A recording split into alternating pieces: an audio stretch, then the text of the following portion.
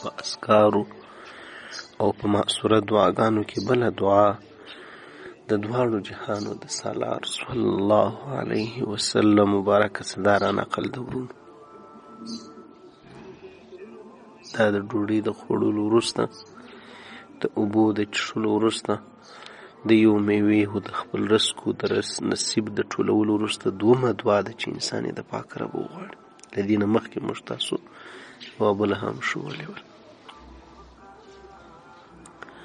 د دعا الفاظ او لنډه لفظي ترجمه دا ده: الحمد لله الذي هو اشبعنا واروانا وانعم علينا وافضل.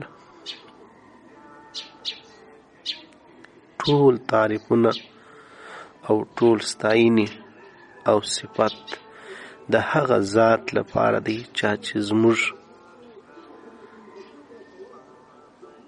نس را موړ کړي، چا چې موږ په ډوډۍ باندې ماړه کړو، په رزقو په خپله روزي یې ماړه کړو، چا چې پر موږ باندې احسان وکړي اوبه یې کړو، وانعم علینا او په موږ یې انعام او احسان وکړي، او ډیر زیات فضیلت و افضل علینا و افضل او ډیر زیات فضیلت او مهرباني را باندې وکړل.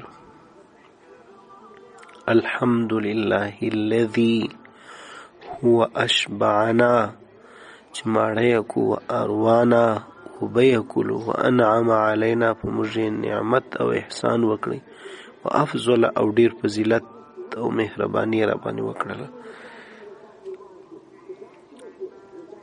د دې دعا دا پښتو لفظي ترجمه. ای محترم او عزتمند ورونو، اسلام یو مکمل دین دی چې د ژوند په هره برخه کې و موږ تاسو ته لارښوونه کړې ده. در دې چې د خوړلو او د څښلو په آدابو کې هم د الله تعالی شکر او د هغه یادول موږ ته راښولي دي. د دې دعا دا فضیلت را نقل دی. وی کله چې انسان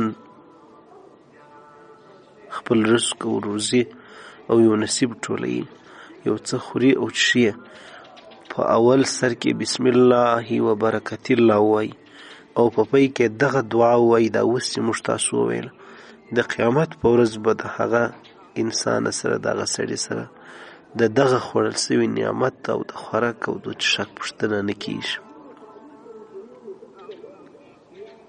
نو راځئ زما قدرمن ورونو چې له نن څخه په خپل ژوند کې دا عادت جوړ کو او وګرځو چې کله هم موږ تاسو خپل نصیب ټول کو، دغه څه وروسته په اول سر کې بسم الله او په پای کې دا مبارکه دعا خامخا زموږ ته باید پر ژبه جاري او وی غواړو د پاک رب تر څو مې د قیامت په سخت ورځ کې له حساب او له پوښتنو څخه خلاصون الله تعالی را په نصیب کې، او موږ تاسو د الله تعالی ذکر کړی، الله مو یاد کړی او شکر مې ایستلی، په هغه بندګانو کې داخل شو.